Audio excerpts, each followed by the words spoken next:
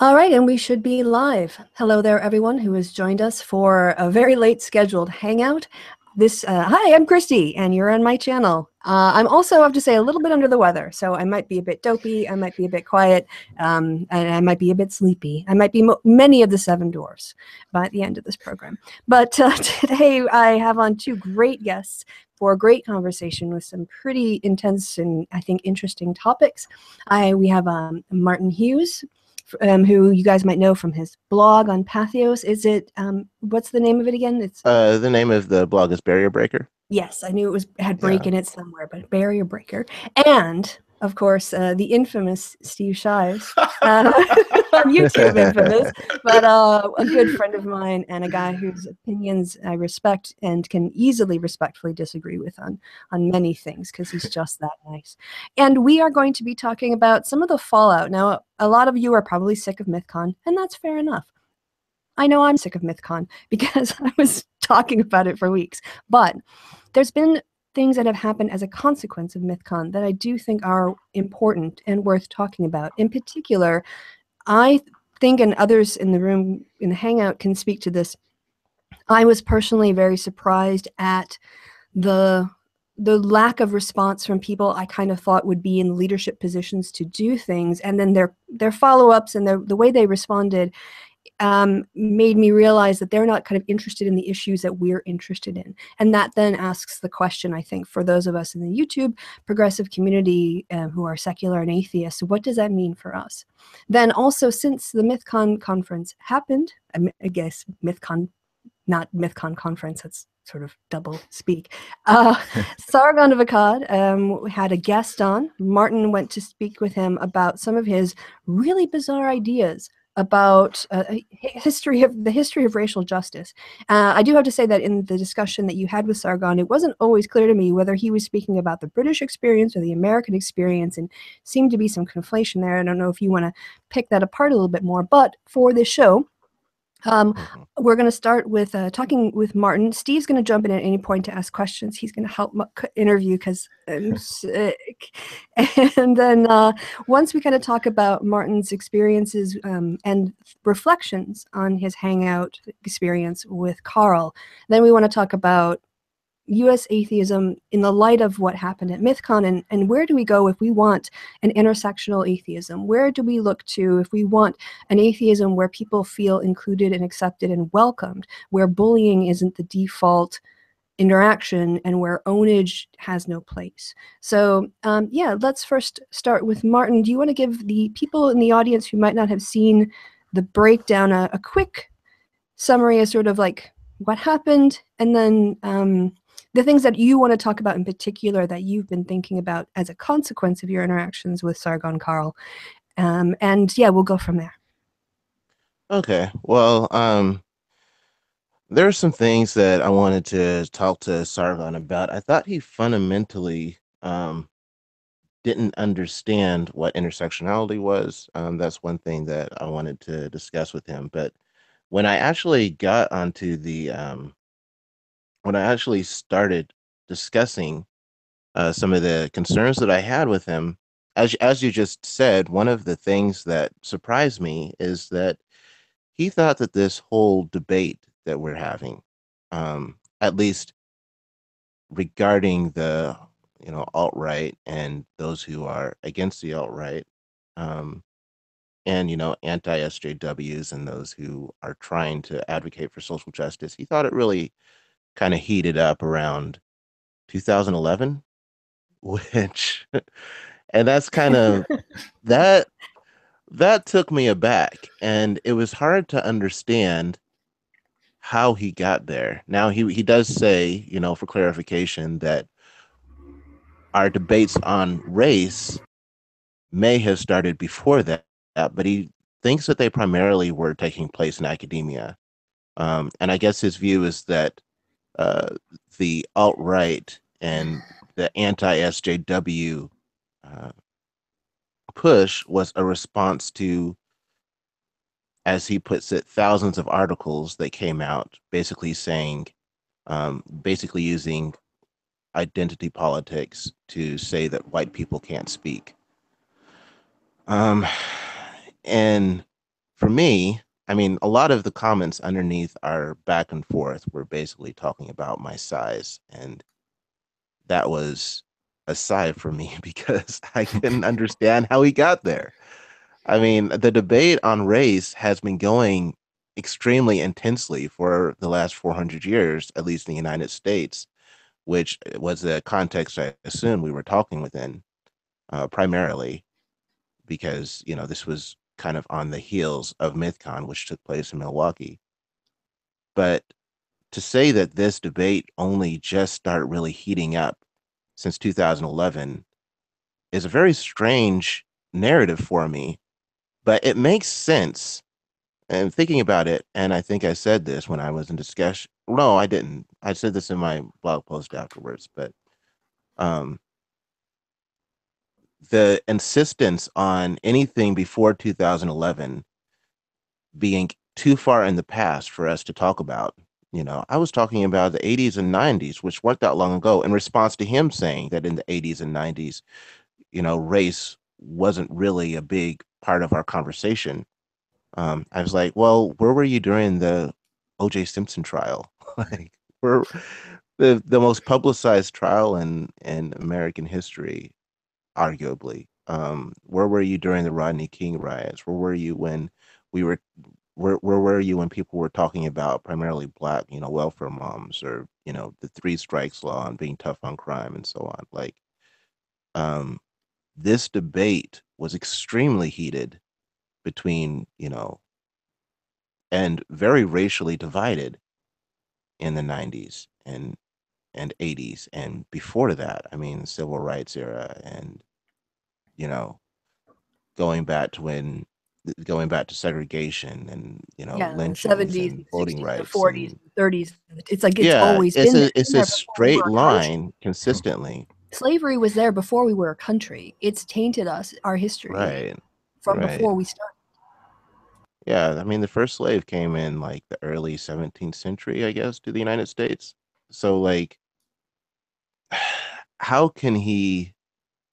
But it's a convenient narrative because if you actually trace things back, and I think this is one of the major reasons why anti-SJWs don't want to trace it back, and they insist, well, you're too far in the past every time we get before 2011 on our side, but they can do it all they want to say it was irrelevant. But the reason why they don't want to go in the past is because that will reveal to them they will have to admit that they are not on the defense, that they're actually playing, um, that they're actually continuing an offense that started 400 years ago, and we on the other side are actually on the defense and trying to protect and in many cases restore our rights. So I don't know. That's one thing that kind of struck me as we Well, begin the conversation. and one of the things that it reminds me of, because the another narrative that they like to push in relation to that is the narrative that in the United States, and sometimes they even expand it to like the West just in general, that racism isn't really a problem anymore. That we Right. fixed all that in the 60s. Which is another convenient narrative for them, because then they can go into, well, so when black folks or other people of color try to raise awareness about racial discrimination that they experience, well, they're just making it up, or they're too sensitive, or they're making a mountain out of a molehill. Meanwhile, if you look at what happens after things like the Supreme Court gutting the Voting Rights Act a few years ago, and you see, and the Supreme Court used the exact same justification. They said, well, things are a lot different now than they were in 1964. So we need to change this. We don't need this anymore. We don't need these pre-clearance requirements. And as soon as they get rid of that, you see all of these laws being proposed, and in many cases being passed, that would not have been allowed under the pre-clearance clause.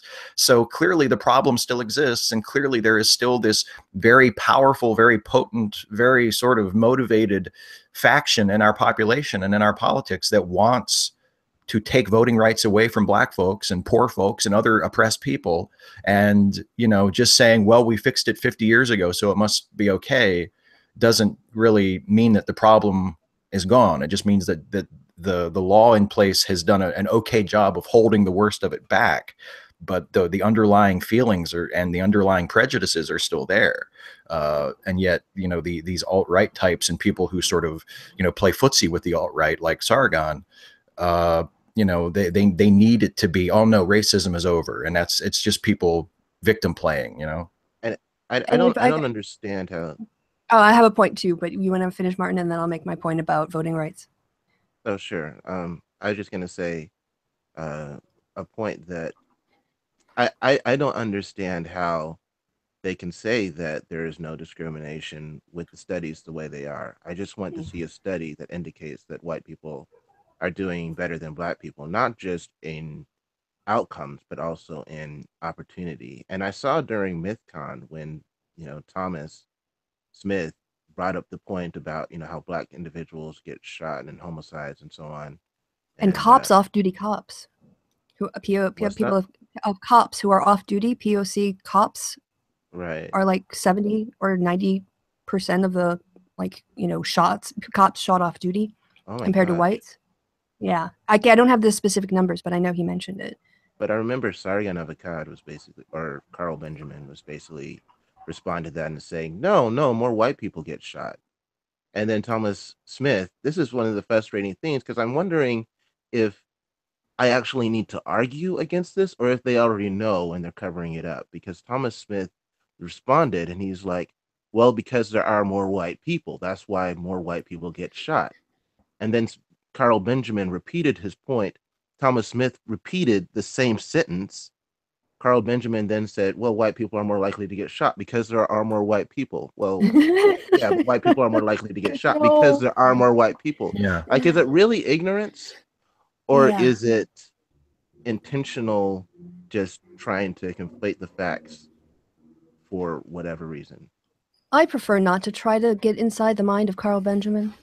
I will say, however, the net effect is to make people dumber, because, you know, in statistics, what you will see is, you know, you can compare things in terms of raw numbers, but you also then have to look at the percentages, right? Because this tells you about the proportion of each demographic. So yeah, if you just take all numbers and dump everybody in a pool, there might be more white people shot. But if you look at the number of white people shot relative to their proportion of the population and compare it with the rates of other ethnic groups, it's going to be way lower. And that's the point. And this is how Carl makes his fans dumber, is because he doesn't understand this concept, or he deliberately avoids understanding it in front of his audience in order to avoid admitting he's wrong.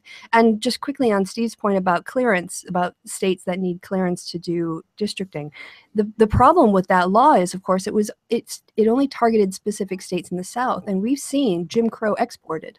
In my home state of Wisconsin, there was a case argued, I think, just in the last week before the Supreme Court, where, you know, in a recent election, you know, the Democrats can win like 60% of the votes and only get 30% or 40% of the seats. Like it takes a supermajority in order to just get even, the way that the Republicans have drawn the line.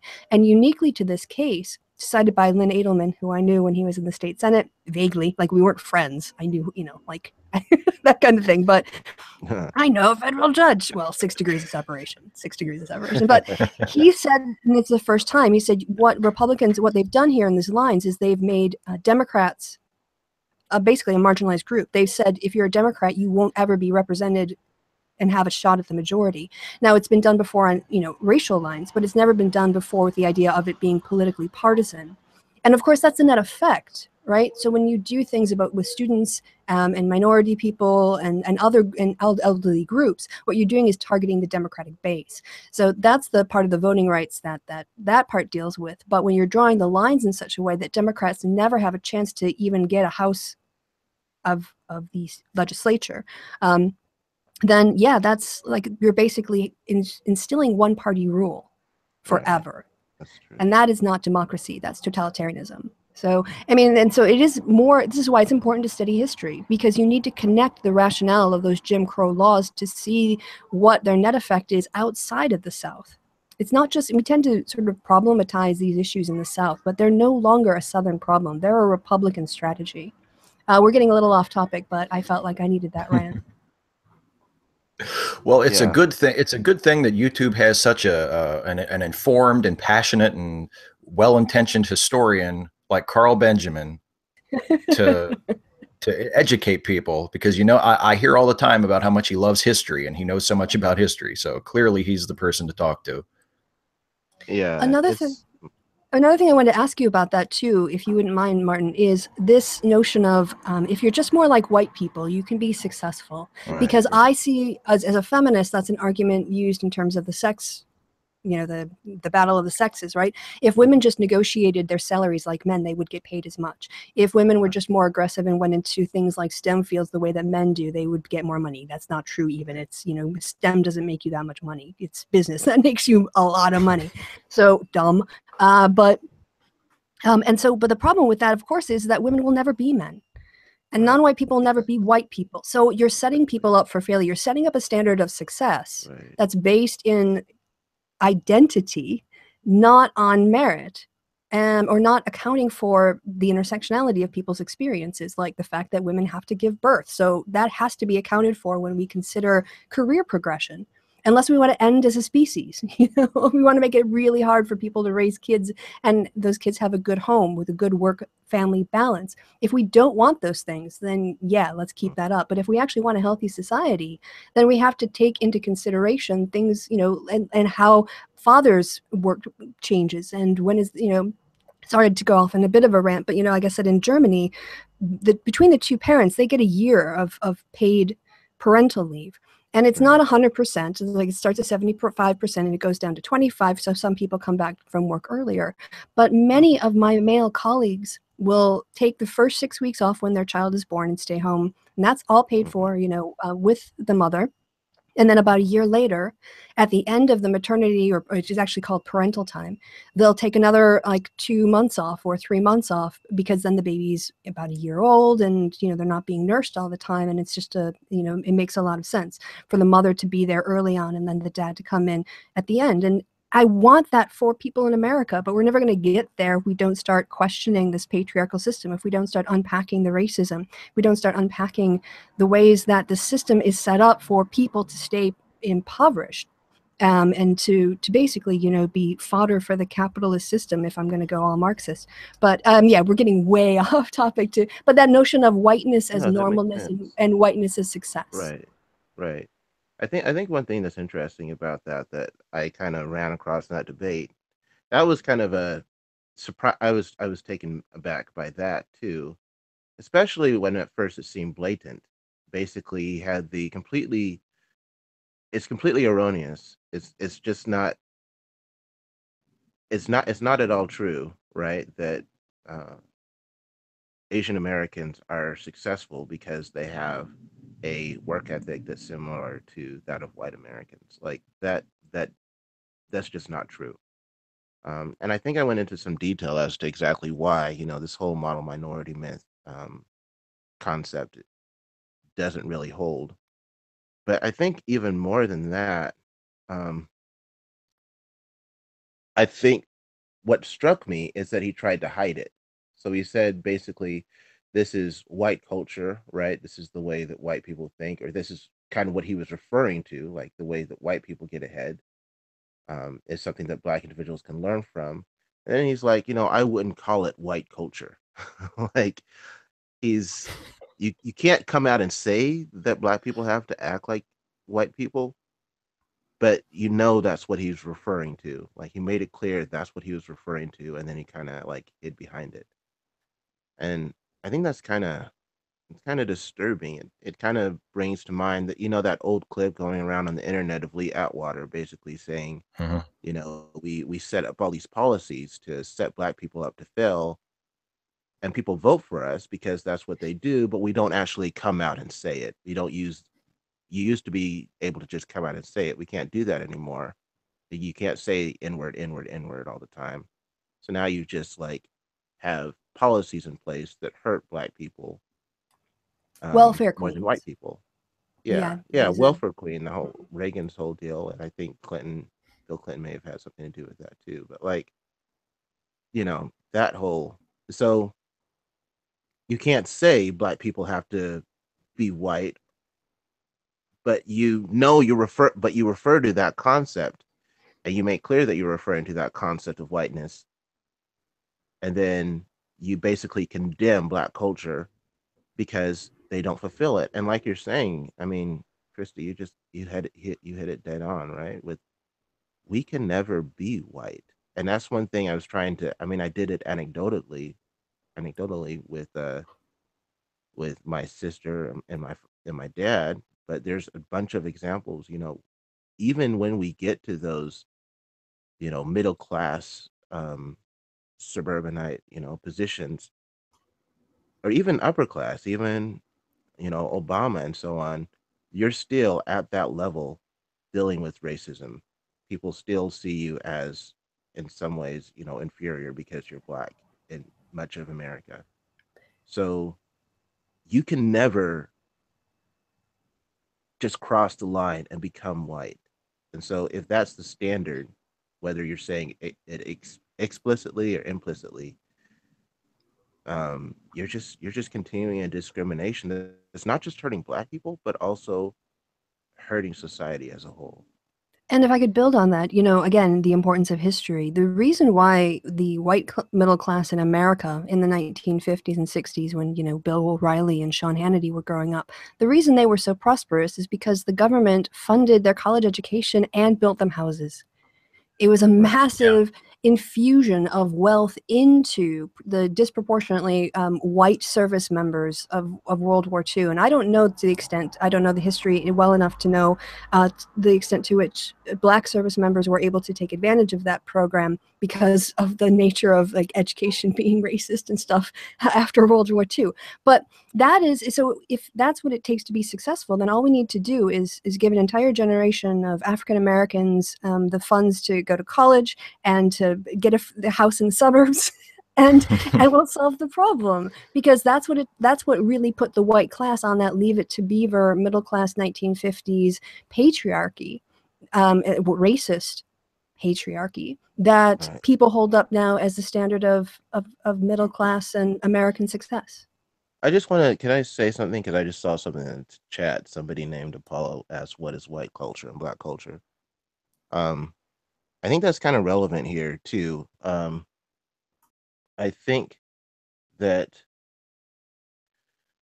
Black culture, and this is something that I said in the debate, and I may have been able, or the discussion, and I may have been able to say it a little bit better, but I think it's absolutely true that Black culture grew out of a lot of the stereotypes that Black people were judged by, um, and the positions that Black people were forced into. I mean, Steve just brought up the redlining, very intentionally and explicitly done. You know, Black individuals had a harder time getting jobs, and there was, you know, the war on drugs that disproportionately incarcerated Black individuals. There's like a long, unbroken history of disadvantages that Black individuals have faced in this country that have forced them to construct a fundamentally different culture. Well, not all of them, but I guess a fundamentally different way of living, of survival, than I think a lot of white individuals in this country, or a lot of white communities, because they didn't go through the same experiences. And so, like, it's not, I think, although people, I think that, well, I think, so Sam Harris, even, in a conversation he was having with, I think, a sociology professor, once just broke down and admitted that if he were in certain communities, he would act very differently. Like, he would carry a gun with him at all times, and he would probably act more like the people around him in those communities. Like, when we're talking about cultures, I think it's important to recognize the fact that uh, these cultures are not based on the color of people's skin, but on the experiences they have been forced into, that have that they've had to come up with ways to survive within, and the discrimination these people face every day, uh, that they have to, you know, come up with ways to face and fight and so on. If So I it's not could based, yeah. Sorry, just to jump in, and I don't want to speak to, I don't want to talk over you on the issue of Black culture, but bringing in some sociological factors and, again, history. You know, if you look before the civil rights movement, you had from, well, probably, you know, starting with just after, you know, with Reconstruction, when Jim Crow started to come back and claw back power and dominance. You know, if you were a Black entrepreneur, you couldn't just put your business anywhere. Right, you had to put it probably in a certain part of town. And if you wanted to go out dancing with your friends, you couldn't go to just any nightclub. You had to go to a nightclub that was for Negroes. And if you wanted to, you know, be a musician, there were hotels that you couldn't stay at. So there were maybe some cities that you couldn't play. So people, and when we talk about Black culture, this was something that was imposed on people. This was something that white people forced Black people to stay within because of segregation, because of all of that stuff. And so I think you have to look at it in terms of, this isn't like people separating themselves out and choosing to form their own culture. When you looked at Hollywood, it was all white. There were only roles for maybe musicians, you know, in Hollywood. There was just no place to see Black faces or Black role models, and all of that stuff, you know, then was developed within the community, and it wasn't something that white people have been exposed to because we didn't let it get any exposure. We didn't let artists perform. We didn't let people speak. And so, yeah, you have this disconnect of sort of white culture, which is oppressing the population and modeling what success is, and then saying, well, our culture is successful and yours isn't, not understanding the structural factors that produced those two cultures. And I think to add on to that, yeah, that's exactly right. So when we're thinking about what to do today, and we're trying to figure out how to best advance society,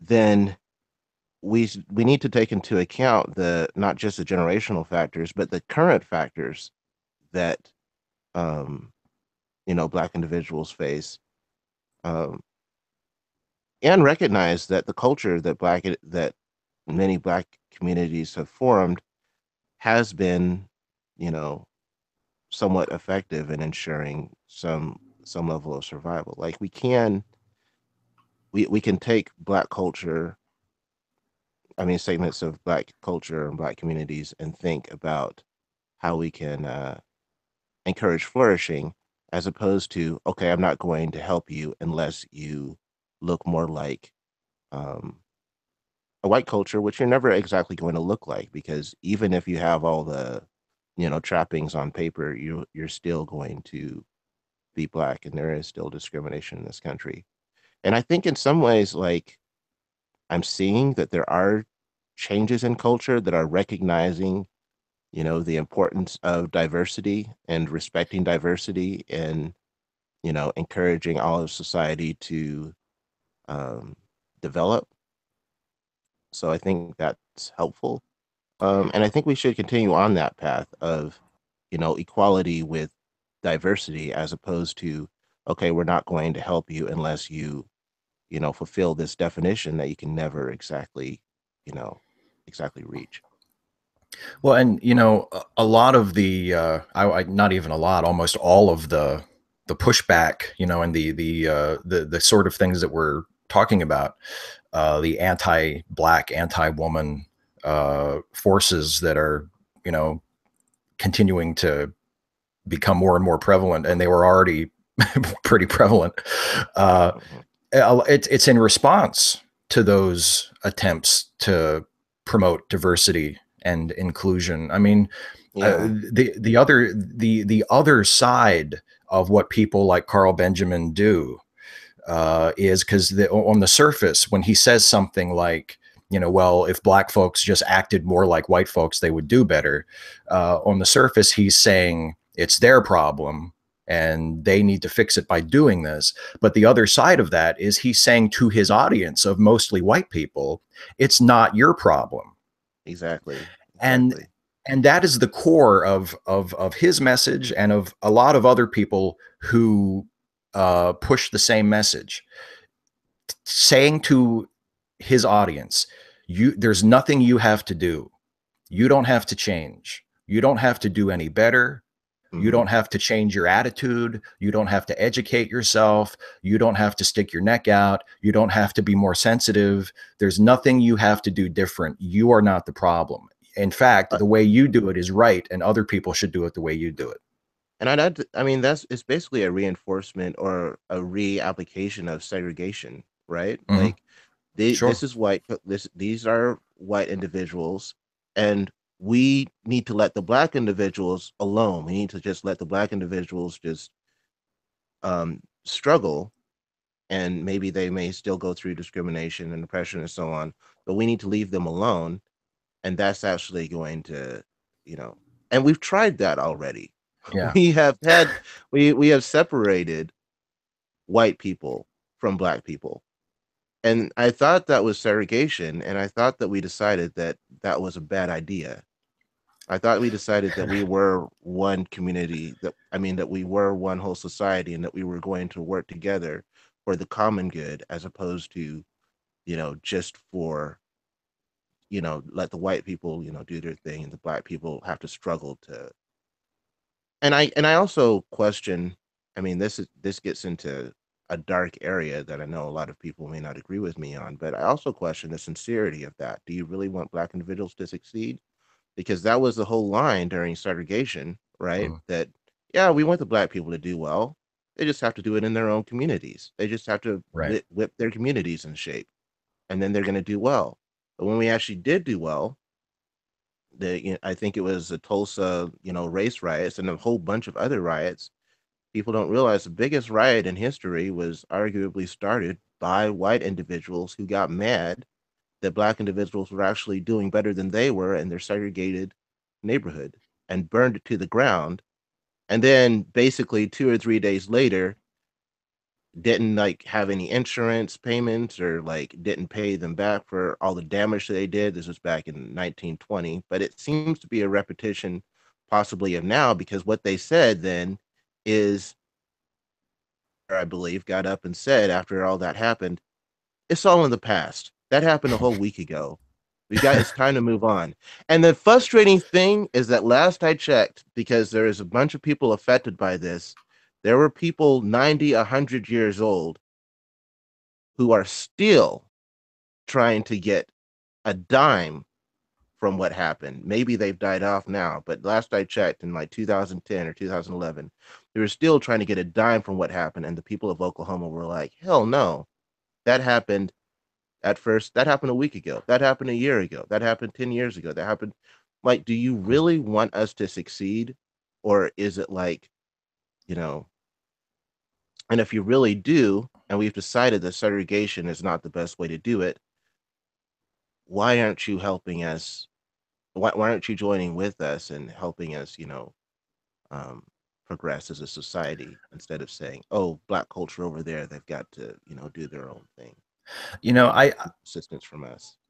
I think, like a lot of things that some of us white folks say to try to cover up our racism, like that's just an excuse. Because if you think about it, what is being proposed is a no-win situation. Because, like you said, if black folks stick to majority black neighborhoods, if we have a segregated society along racial lines, and black people tend to do poorly, then us white folks will look down on them and say, see, that's what happens. They can't make it without our help. And then when black people succeed in their own ventures, then we get resentful, or we come up with excuses why that doesn't count.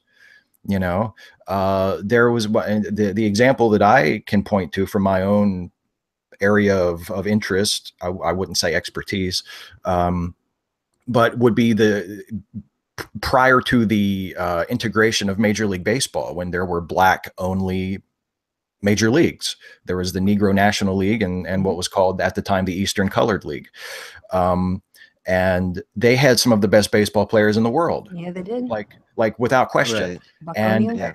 And many of the teams were extremely profitable. Many of the teams were some of the most financially successful black owned, majority black operated businesses in the country. And yet did this win them respect from white folks? Did white baseball fans look at that and go, wow, that's pretty great? No, they either ignored it and pretended it wasn't there, or would attack it and belittle it and rise up at any suggestion that these players and these teams should be integrated into organized white baseball. So that the idea that, well, just let them do their own thing and they can succeed and that'll be fine. Like that's the same thing as when people say, when Black Lives Matter blocks a city street and has a protest, and people say, oh, isn't that awful? Why do they have to do that? It's not a race thing. I just don't like the way they're doing it. I think if they just protested in a different way, it would be okay. And yeah, go ahead. Yeah. I mean, well, yeah. I mean, building on that, and this might, well, this isn't exactly about MythCon, but it is an official anti-SJW position. And I don't know, I haven't heard what Sargon said. I'm sure he's commented on it, but unlike some people, I don't watch him for 8 hours a day. But I mean, so you fight hard. I mean, this just tested this I think speaks to, you know, Black individuals taking the situations that they're forced in and the stereotypes that they're forced in and working hard to survive. I mean, you fight hard to get into, you know, professional baseball and professional football. You work your ass off. You prove yourself. You become so, and I guess like now, you know, only 1 out of 10,000 high school seniors who are football players will go into the NFL. I mean, it's a very select group. You have to work extremely hard to get there. And oftentimes, you know, you go through college. You know, I've met some students who like, they're taking a full load, but then they're also like, football's like a full-time job for them, and they're struggling with to put money. I mean, they're struggling with money because of the rules that the colleges have to follow as far as how much to pay them and all that. So you go through all that in this long history of hard work to get to that point. You go through all that. You earn your place on a football team where you know that concussions are going to eventually possibly ruin your life. You see stories about like people about players who have, you know, shot their families or shot themselves or like lost their minds and so on because of the damage that this sport can do on your brain. And you do it anyway. You work hard, you get all the way to this point, and you try to exercise your free rights you try to exercise your First Amendment rights. And people are saying, which is a right that you have, that was, you know, hard won. And people say, and the President of the United States and all the anti-SJWs basically say, you're being privileged. Like, you are not. All the anti-SJWs basically say, you are not recognizing the privilege we gave you to play for us. Like, it's still seen as, you worked hard for this. You put your blood, sweat, and tears for this, and your forefathers did, and so on, for decades or, you know, hundreds of years to get to this point where you can do this. And they still don't recognize that you've earned it. They still look at it as grace. I don't know. It's just, yeah. Well, that's on my mind right now. It's mind-boggling. And they characterize it as ungrateful, even though what it really is a person who has worked incredibly hard and also been fortunate to reach that plateau, to reach that status where you're a member of a professional sports team or you're a known figure, and using that to try to do something, to try to change something that needs to be changed. You know, like, yeah, I don't, yes, I don't get the argument that they're being ungrateful or that they're not conscious of their privilege. If anything, people, right. the players taking knees are recognizing the privilege that they have that other people don't have, and are trying to spin that into to raise awareness and to do something proactive and try to encourage a social change that desperately needs to happen. I mean, yeah, I mean, Colin Kaepernick wants to play football, and I think Sargon of Akkad, I think, recently posted on his Facebook this article that Colin Kaepernick basically said, "Well, I'm going to take, I'm going to stand up for the national anthem," which Colin Kaepernick basically shot back and said, "You don't know what you're talking about. I'm still going to go down on one knee.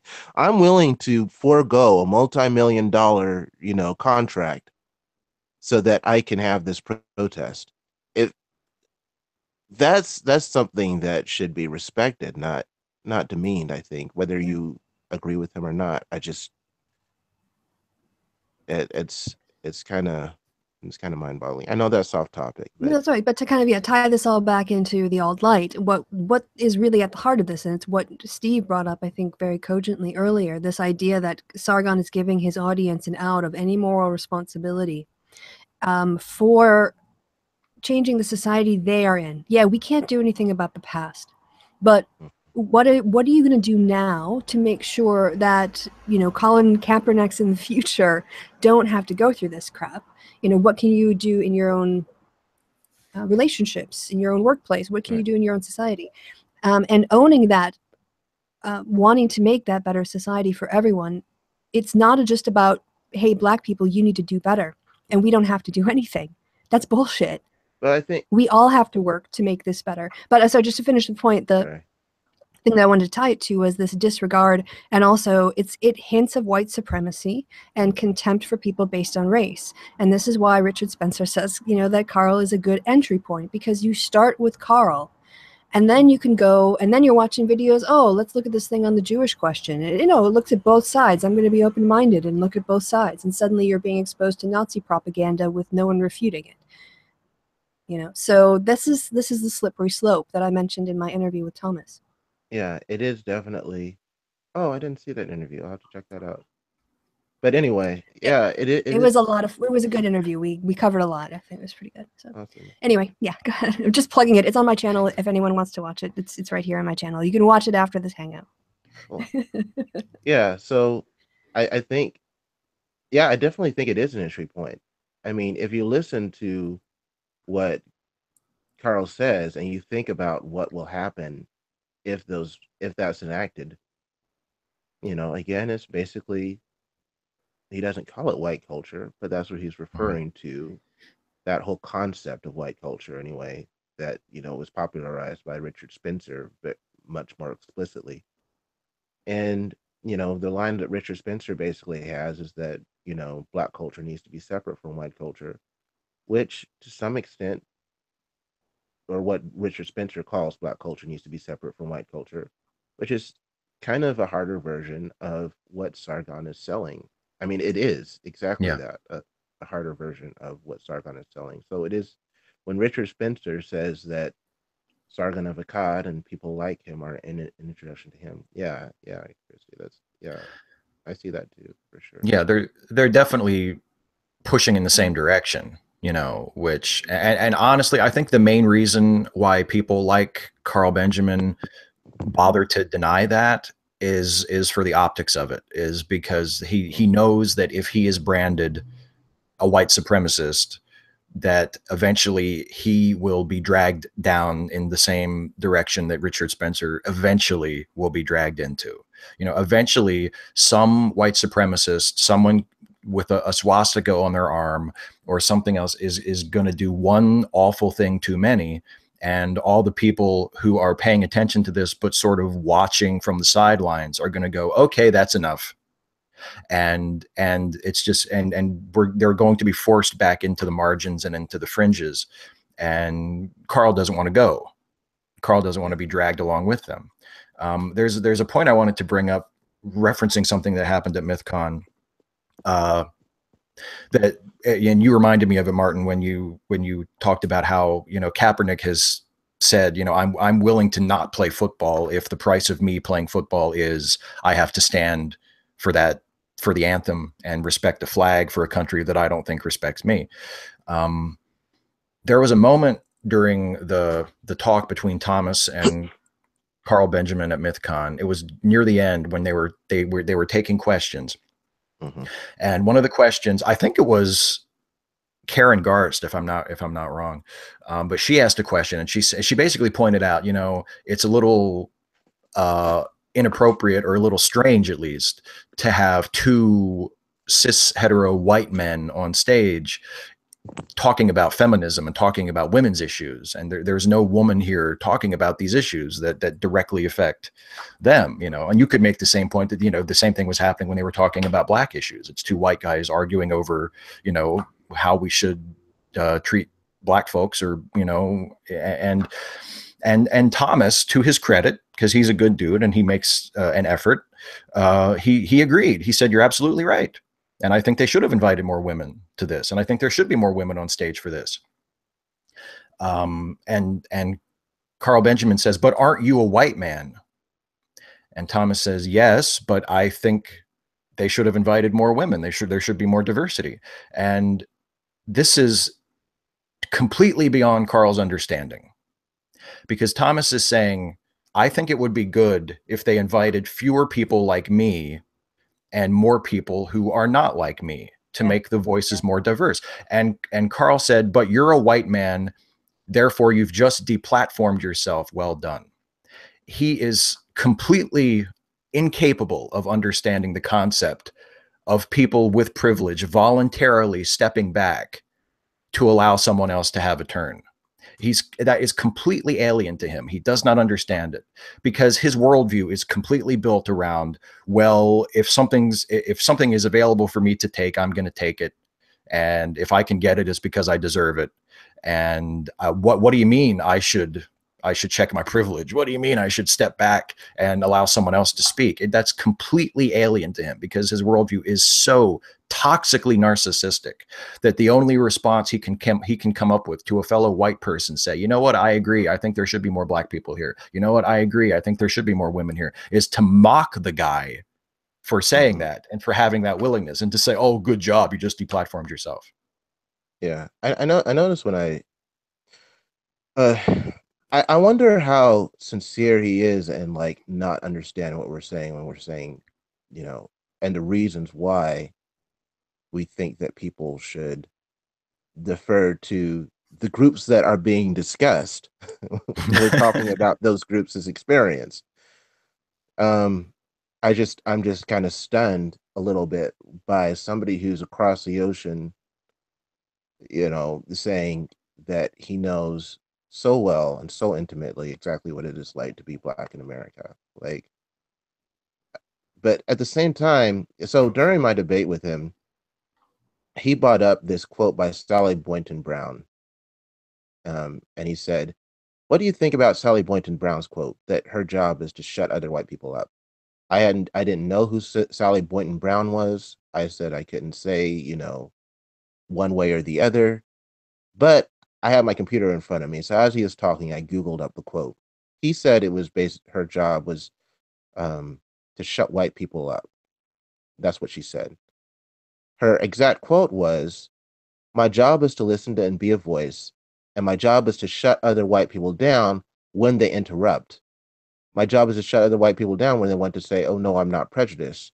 And she's a white person basically saying this. Like, I think that I think that they're looking at it very simply as, or they're trying to frame it very simply as, white people can't speak. What they're saying is that white people can't talk. What they're saying is that men can't talk at all, period. What they want to say And, from the stage is, "I don't have a voice. Me, the white male in this room, I'm the one who's right. being victimized here by being on But stage they talking to you all." yeah, but they actually, I mean, they're on stage. Mhm. I'm talking to you guys about the, like, there's nobody saying that white people can't speak.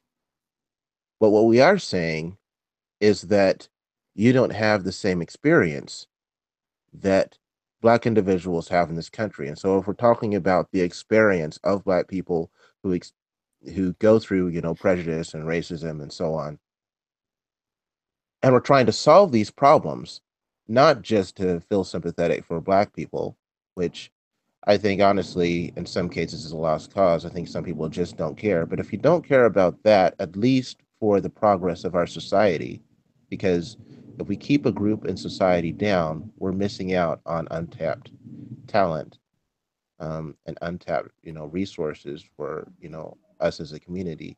Not just to mention the waste. Like how much more does the United States spend incarcerating its own citizens than every other of Exactly. its peers? And that's a system. That's the state. It's state-run marginalization, incarceration of a disproportionately specific part of the population in order to disenfranchise them when they're in prison, sometimes after they leave prison, also give them a record so that they're stuck in low-wage jobs that way. And again, not to be too Marxist, but you have people who are unemployed that drives the wages down for all the other workers, which makes the white guys on the corporate boards a lot more money and profits. Because you have people who are willing to work for $7.25 an hour and still need food stamps, as opposed to holding the corporations responsible and actually having a prosperous, making 40 hours a week cover all your expenses. Right. And we can't do that if we're busy spending our tax money incarcerating our people because of racism. That's bullshit. Yeah. So if you are invested, if you actually want to solve the problem, for whatever reason you want to solve the problem, if you actually want to solve the problem of racism and discrimination in America, then the voices of Black individuals who go through,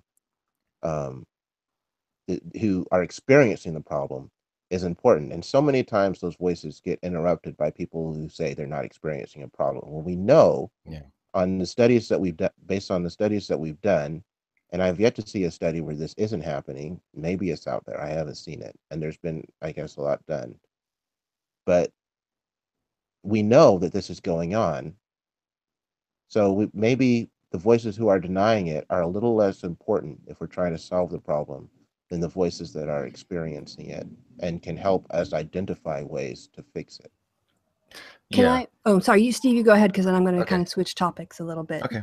Well, I was just going to say, I mean, and the narrative that a lot of people on Carl Benjamin's side of things, on the anti-SJW side of things, is the narrative they're spinning is that, you're trying to silence people, you're trying to deplatform people, you're trying to force people, you're trying to police people's speech or police people's choices. And everything that I have ever said on this topic, and everything that anybody that I have ever listened to or been influenced by or thought was like a good person to hear out on this subject, we're all talking about voluntary things.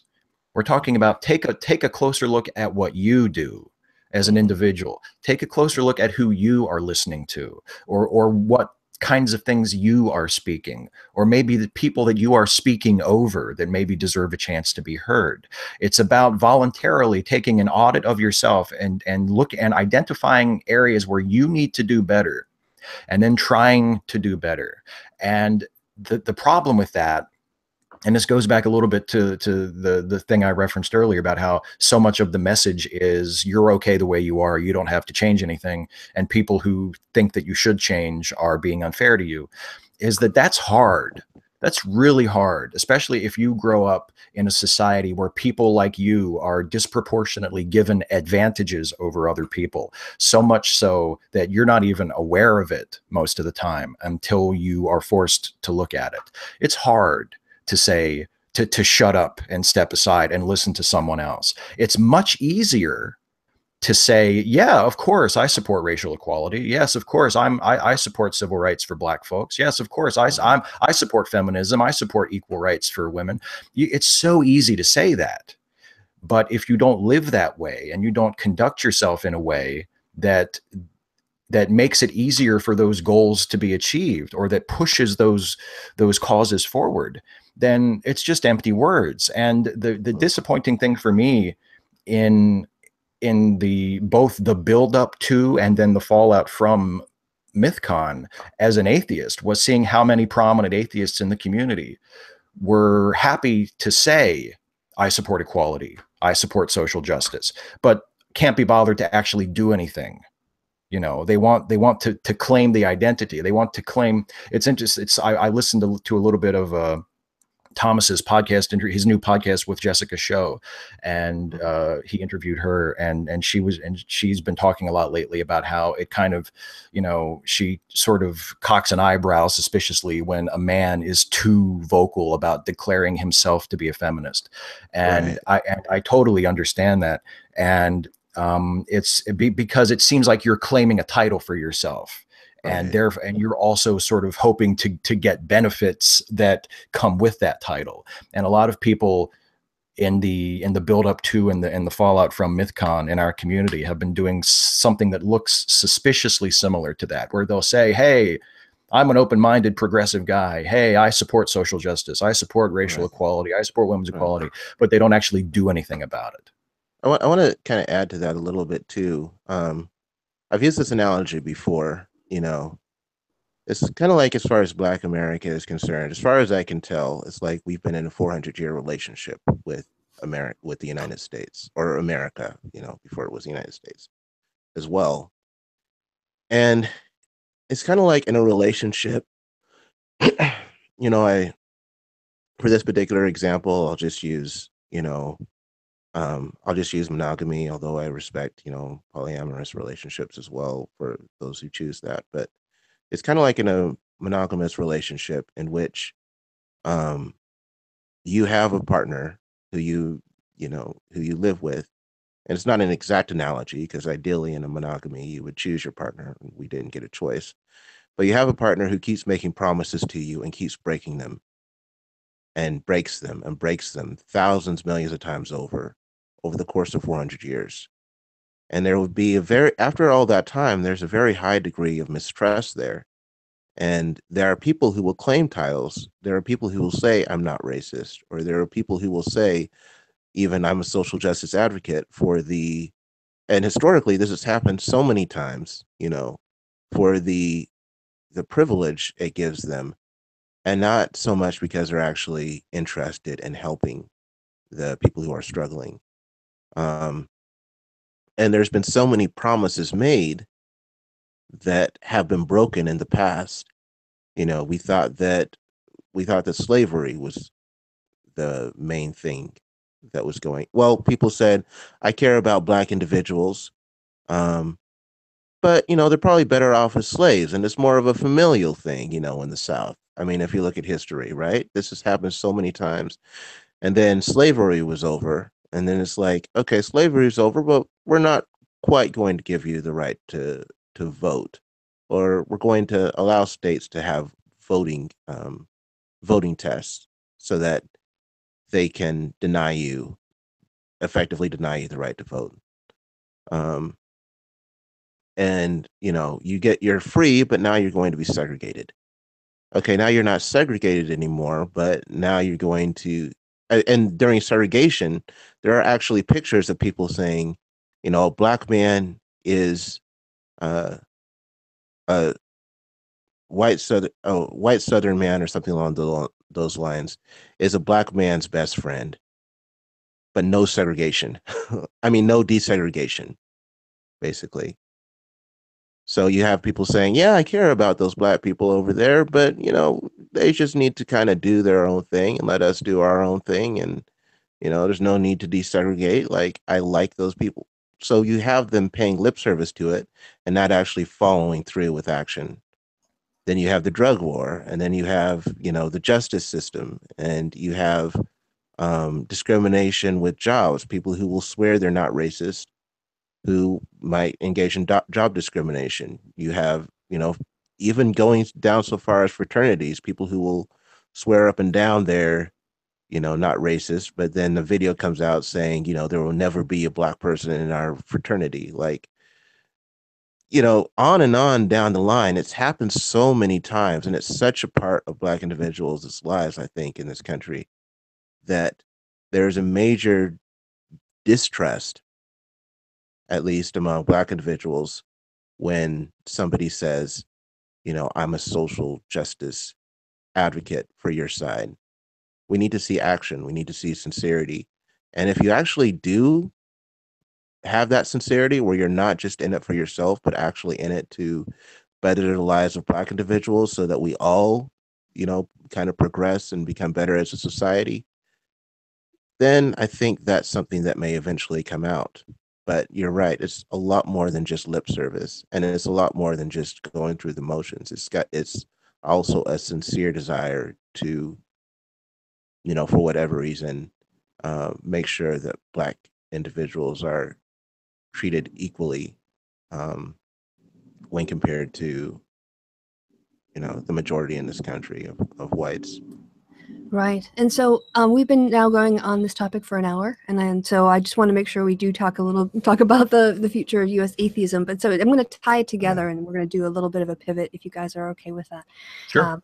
The way that I want to tie this together is, this discussion about, having Carl Benjamin on stage, this video of Thomas reading out the rape taunt tweet, and then the crowd's reaction, his comments on, Black people should just not, get arrested and then their problems will be solved. And people seeing that is what's sort of also loosely clustered within skeptical conferences. Now, as we're going forward, we had in the 1990s this pop of people who were willing to identify as not religiously affiliated or more likely to say they were agnostic or atheist. And as background to this, I guess I'm going to brag a little bit. Well, not really brag. It's just turned out to be work for me. A colleague was invited, or he worked out an agreement with Oxford University Press. He's putting together some handbook or encyclopedia on religion. I should probably learn these things. But he invited me to submit an entry. And the entry that I'm writing is on the rise of the nuns, the NONES, people with no religious affiliation in the United States. Right. And as a consequence, I've been doing a lot of background reading and research. And it's going to be a very interesting article because while we like to throw around the number that the religiously unaffiliated are now the second largest religious group in the United States, that's primarily people who are spiritual but not religious. There's, we've seen a slight increase in the number of self-identified atheists in the United States. Right. I think it's around 6% now. I've been dealing with numbers from 2014. That's where I'm in my reading, so I haven't gotten to the most recent ones yet. And we've got an uptick in agnostics as well. But when we talk about people who are becoming religiously unaffiliated, we're not winning the secularization war just because people are willing to say they're spiritual but not religious.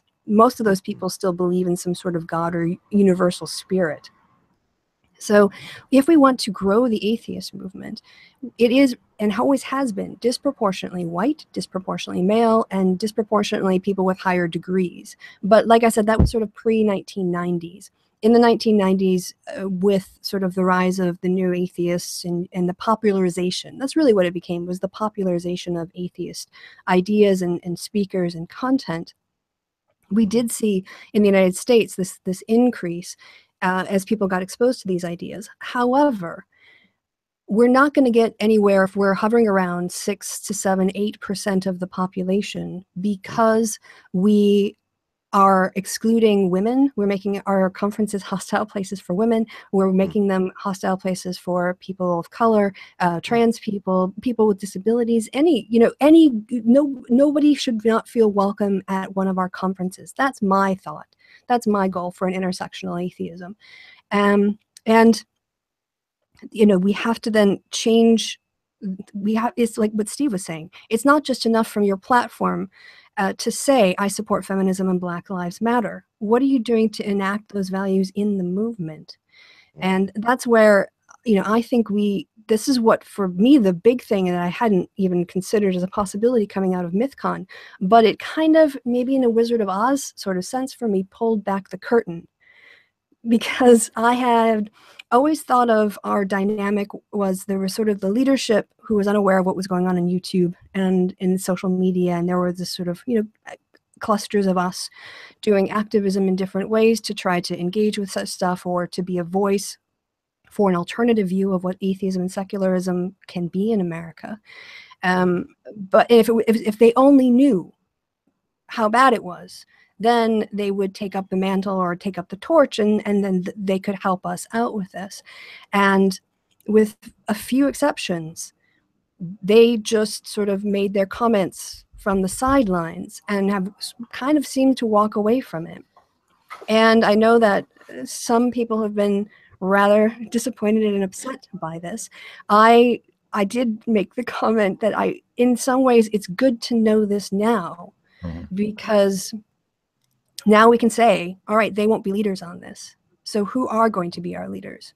Who wants to step up and speak out for not only sort of an atheism 101, where you introduce people to the concepts and you do educational stuff, and that's necessary. Just like first wave feminism, the legal stuff, we're still dealing with laws and some of the principles that first wave feminism, enacted first. But where do we go from there? And that's the question they're not going to take up. So that's, I think, now the job of our community to have that, have this discussion a bit more and look around and also then find leaders that reflect the values. So I don't want to see 4 white guys leading this movement. And it's not to say there aren't 4 talented white guys out there, but they don't have to, they can do other things. There are other things to do. So I want to not only talk about our values, but like you said, actually live them. Atheism going forward looks a lot more like America than it has in the past. Yeah. I think. Sorry, Martin. Yeah, I think one of the things that I learned as I started blogging about atheism is that, the majority of this country is still religious, right? And you're right. Like, as far as the levels of people being less religious, the nuns, that group is going up. I think the atheists, I think I want to say we doubled between 2000 and 2014 or something along those lines, but we're still It went pretty from, small. it did increase. It basically doubled, but with single digits both times. Right. And then agnostics are also going up. And there's a larger portion of people who say that they don't believe in God than people who will actually identify in those 2 categories, if I understand right. Yeah, there are more people who are sort of meh than would take a label on it. Right. They kind of hold the door open, what kind of thing. But I do think that, atheists are kind of like, as this country becomes less and less organized, less and less attached to organized religion, and as atheists, like, and looking at, other countries which are somewhat nominally religious, I guess, if you go to some places you're in Europe, so but like, I guess if you go to some, if my understanding is that some Scandinavian countries have like a nominal interest in, religion and churches, but don't really take religion nearly as seriously, that they're a lot more secular, I guess, if you ask exactly what their beliefs are. Yeah, there's actually just interrupt quickly and then you can finish up. There's a joke on an old TV show called Yes, Prime Minister. The prime minister has to appoint a bishop because there's like a relationship between the church and the state there. And he's being offered 2 candidates, and one is a modernist and one is a conservative. He asked, what's the difference? He says, well, the conservative still believes in God. So very...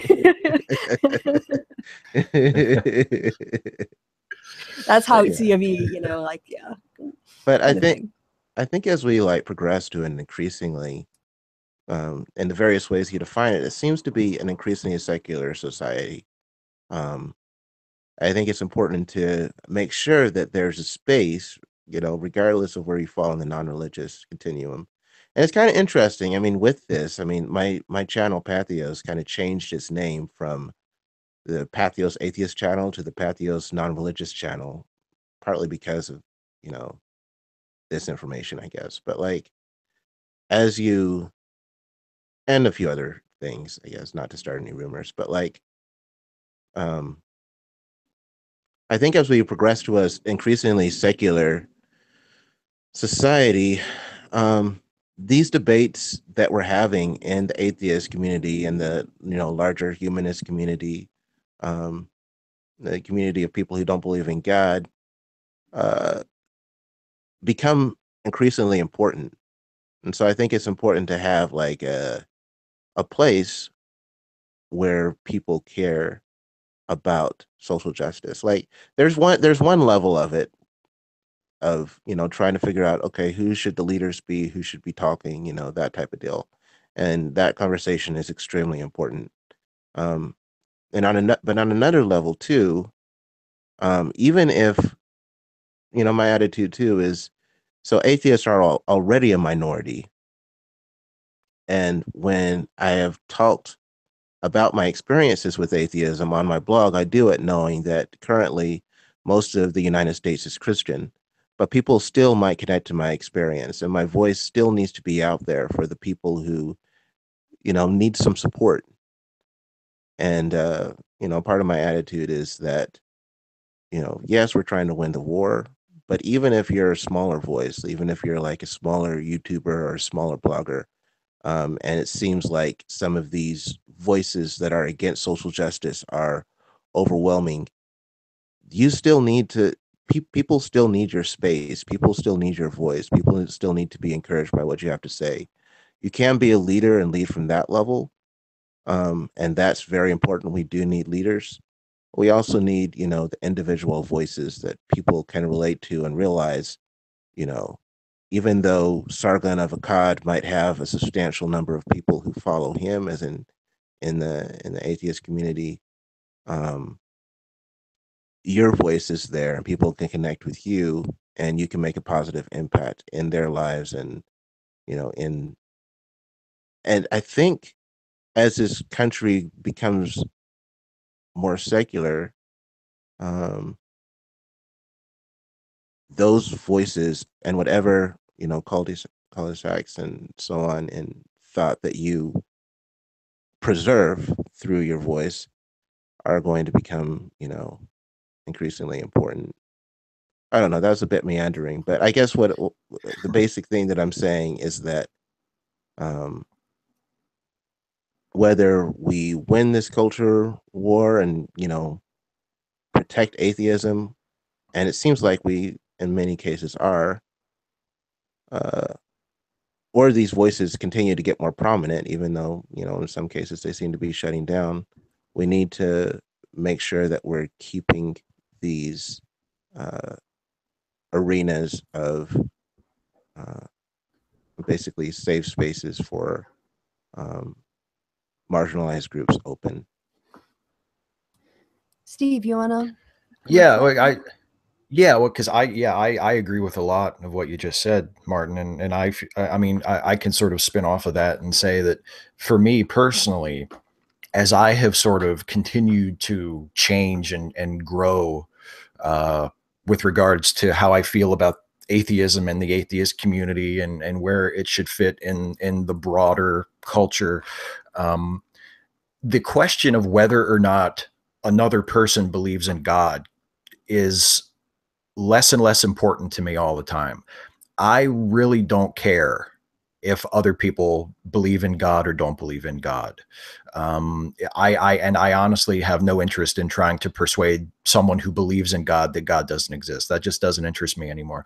Because if a person believes in God and I don't, and that's the only major thing we disagree on, to me, that's a trifling disagreement. Because if that person believes in God and also cares about social justice, cares about improving the lives of disadvantaged people, cares about trying to make the world a better place, then that person is someone I want to be an ally to. And the question of their religious belief is totally irrelevant to me. And my shift in terms of atheism has moved from the outside to the inside. And even when I talk on my YouTube channel about atheist stuff, I recognize that I'm talking to other atheists. I'm not talking to Christians or other religious believers and trying to convince them of anything. I'm usually talking to my fellow atheists about something, even if it's explicitly like an atheist or a religious topic. That's just where I feel pulled. That's just where I feel like I'm the most useful. And that's where my heart and my interest really lies now. And to what we've been saying, Kristi, you mentioned it, and Martin, you also mentioned it a little bit. It's everybody has different roles to play, and everybody is, you know, not everybody is suited to the exact same thing. And, you know, if there are people in our community, very prominent people who are YouTubers or podcasters or bloggers, and they feel most comfortable doing the Atheism 101 thing, that's completely fine with me. You know, like my big problem with the way that people like Seth Andrews reacted to MythCon wasn't that I think they need to stop making podcasts about whatever they've been making them about. My problem was knowing that you can continue to make whatever kind of content you feel compelled to make, but that doesn't mean you can't also firmly, unapologetically, unequivocally take a stand against bigoted, abusive, intolerant, harassing people in your community, and take the side of people who are trying to fight those people and are often being targeted by those people. You can do both. You don't have to switch your content to an all SJW all the time format. You can keep doing your thing as you've been doing it, but you can also use your voice and stand up for these things. And I mean, Eli Bosnick does it all the time. Eli Bosnick hosts multiple popular podcasts. They all have their own personality. They all have their own focus. He has his own persona, you know, that he talks about certain things or acts a certain way on one and is different on another. And then he has his Twitter and his Facebook and his blog where he talks about other stuff. And he somehow manages to continue to participate in creating the content he wants to create and focus on the things he wants to focus on creatively, but also leave no doubt whatsoever that he is completely against abuse and harassment and bigotry and intolerance being given a foothold in atheist spaces. And it's bitterly disappointing. It's bitterly disappointing to have people of the stature in this community, like Seth Andrews or Matt Dillahunty, treat the people who are trying to raise the alarm about these things as a nuisance, and spend as much time complaining about them as they do washing their hands of the Carl Benjamins, etc. That's not good enough. You know, that's not something that I expect from someone in a leadership position in the community, whether it's official or whether it's just because they're popular and a lot of people know who they are and look up to them. That people in that kind of position, regardless of the type of content they want to create as they're making their shows, they need to be more willing to call out the bad people and to use their voice to fight that fight, and instead of issuing sort of, you know, just, well, yes, of course, I think what he said was terrible, obviously, but these people over here who were complaining about him, they were bad too. That leaves such a bitter taste in my mouth. You have no idea. On a more positive note, I think, I don't really know how much it's gotten out on YouTube, David Silverman's reaction to the video. Yes.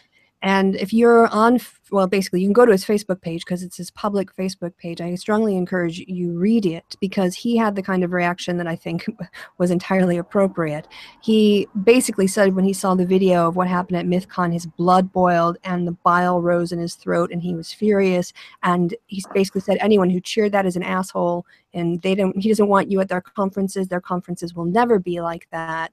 And how he works to try to make them an inclusive place. So yeah, that I think is actually, I almost want to like put that on my, like have somebody read it and put it on my channel, but it's just because it's not in the sort of YouTube lore, and it exists on Facebook, but there's a wall, it seems, between sometimes content. There's a lot more Twitter crossover than Facebook crossover. But I think that's important because it gets back to, I mean, the true victory coming out of MythCon. You know how Carl took the psychological concept of projection and he retitled it Sargon's Law?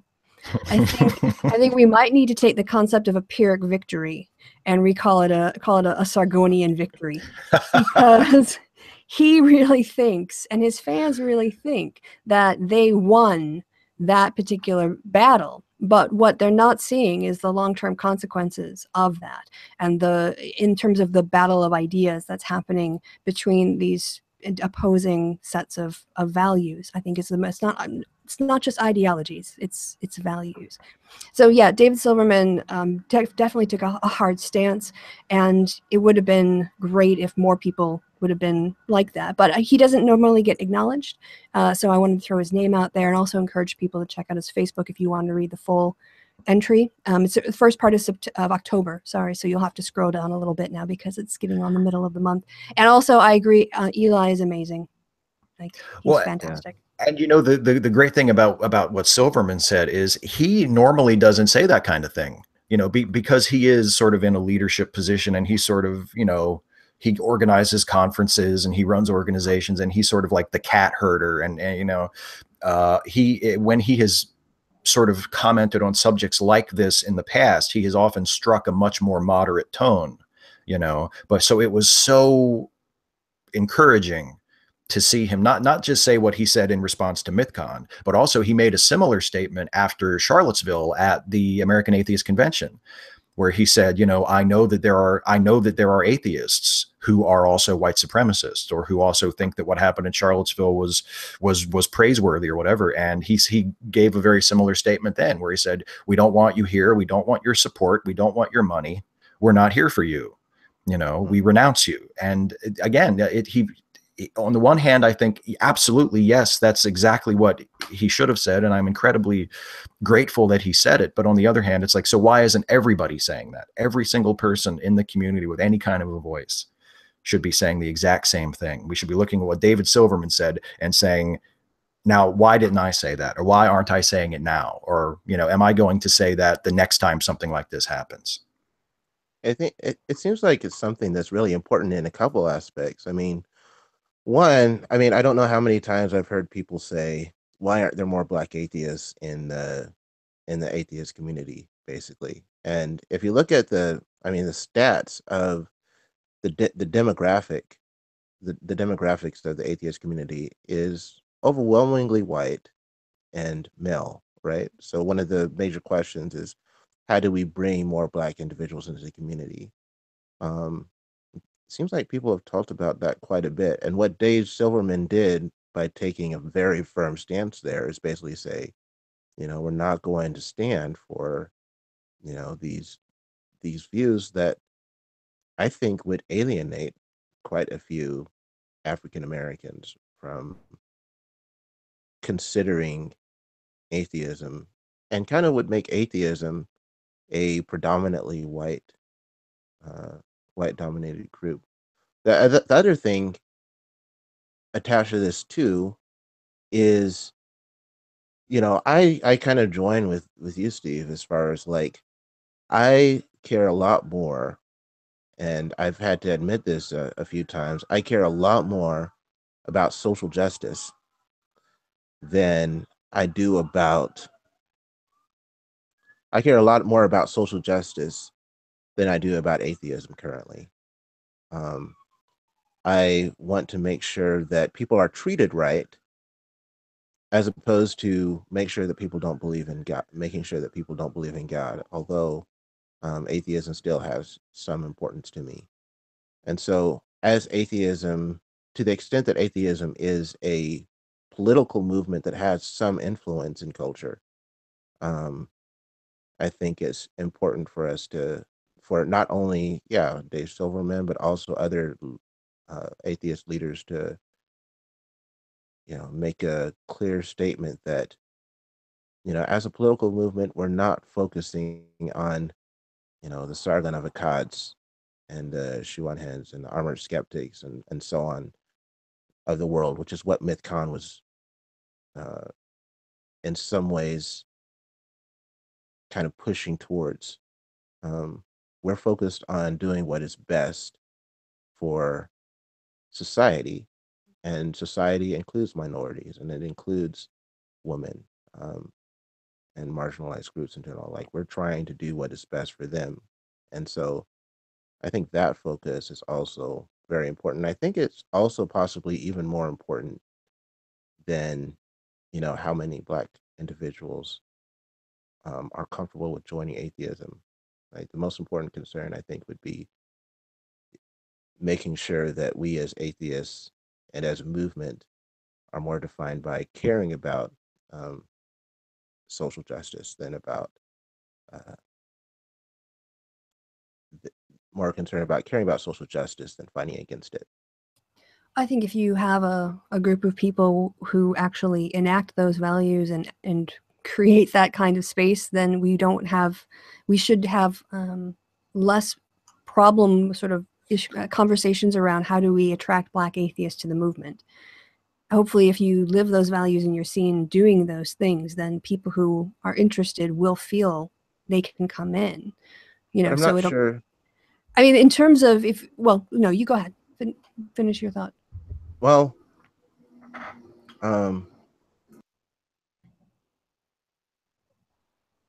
this is anecdotal, but when I was a Christian, I used to have a lot of these same conversations with, like, not the exact conversations, but I used to have like occasional lunches and so on with the preacher, and he would talk about. And I went to a predominantly white church at the time, and he was talking to me about how to bring more Black people into the congregation because there was a lot of Black people in the area. The church was predominantly white, and he was like, "How can we?" Person who had very strong ties to the Black community, and he was saying basically, even among churches, it's very difficult because Black individuals in this country have a long sordid history with white organizations, with predominantly white organizations like churches, and I suspect that in some ways there might be a similar divide in atheism, a lot of distrust based on a lot of negative experiences that Black individuals have had with atheism or organized atheism in the United States that has kind of alienated them. And I think, like, if the focus is on, I think one of the things that a lot of Black individuals are looking for is the sincerity, right? Not just the focus on let's get more Black people in, but also let's actually care about these Black communities. And it might take some time, and there might be, there's a lot of distrust there, and it might be a little bit difficult to convince uh, communities that you are sincerely caring about them. But I think that if the care is genuinely there, the actions may follow, and following the actions might eventually be the trust. But the first thing would be, I think, the genuine care about the Black communities. Yeah, I'll just expand, if I might, on my thought. My idea was, because I'm looking at it more from, because I do want to have an intersection of atheism and my progressive values. For me, I think, because I'm a politics person, so I'm interested in the political process. And so this is just differences between us, not a right or wrong thing. But in terms of what I'm talking about is not like you have to come and be a member of American Atheist and you can't be a member of anything else. I mean, I think it's important that there are Black atheist groups. But I would also want, when those groups, come to the conference, it's because they're being put on the panels to speak.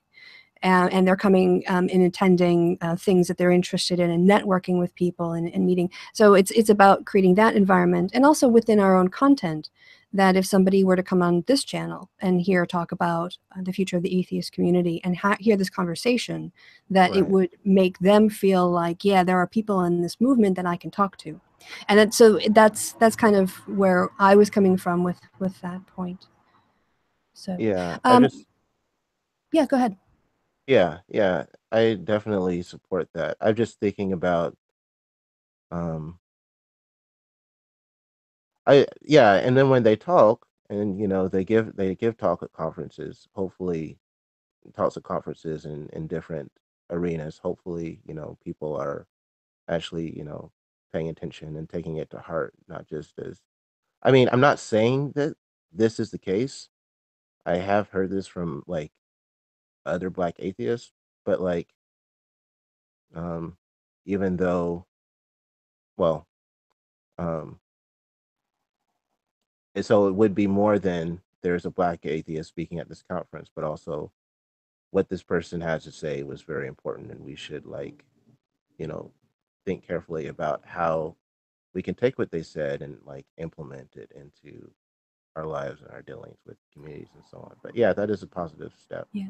And the other thing too is, don't just bring people on to talk about where they're don't just bring women on to talk about women's issues. I mean, this is like a problem you Yeah. get, right? Like you get, oh, here's a social justice panel. You need experts that display the array of talent that's out there, and so that's another part too, is we call it male streaming. So when you take research that's from feminists, like stuff, and you, instead of having your own little panel, you put it on a panel about British politics, and you try to get into that predominantly all male panel situation with your research.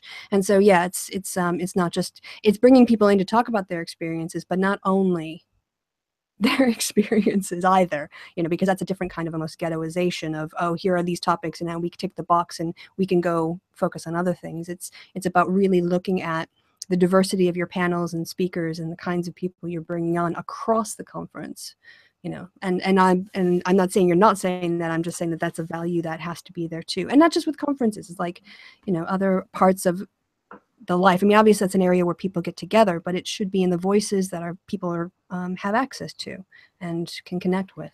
So, right. I think we've been going for about 90 minutes, and I'm basically ready to do a last call of, are there any topics we haven't covered yet, or points that people wanted to make in the Hangout that they haven't had a chance to yet? I'm good. I mean, there's nothing I need to talk about. Yeah, I think I'm fine. Good. All right. Well, I mean, I do think that this is an interesting point. I just feel like this is sort of this whole post-MythCon questioning within our group, you know, and community. And also, we didn't talk too much about the impact podcasters. Several podcasters have become aware of this element of the atheist community and are incredibly concerned as well. So this isn't just going to go away. I think this is actually the start of something where, like I said, I hope we can network with people who have very similar values and talk about ways that we can enact those values within the secular community and outside of it. So then I guess I hadn't really prepared to wrap up. I was hoping when you guys would have another point, but you left me high and dry. We let you down. Yeah, right. Well then, to my audience, you guys, if you've started from the beginning and you lasted to the end, thank you so much for your time and attention. I have been Kristi. You have been awesome. And now it's time to say goodbye from me and goodbye from my guests. Say goodbye, guests. All right. Take care. Bye, everybody. Bye.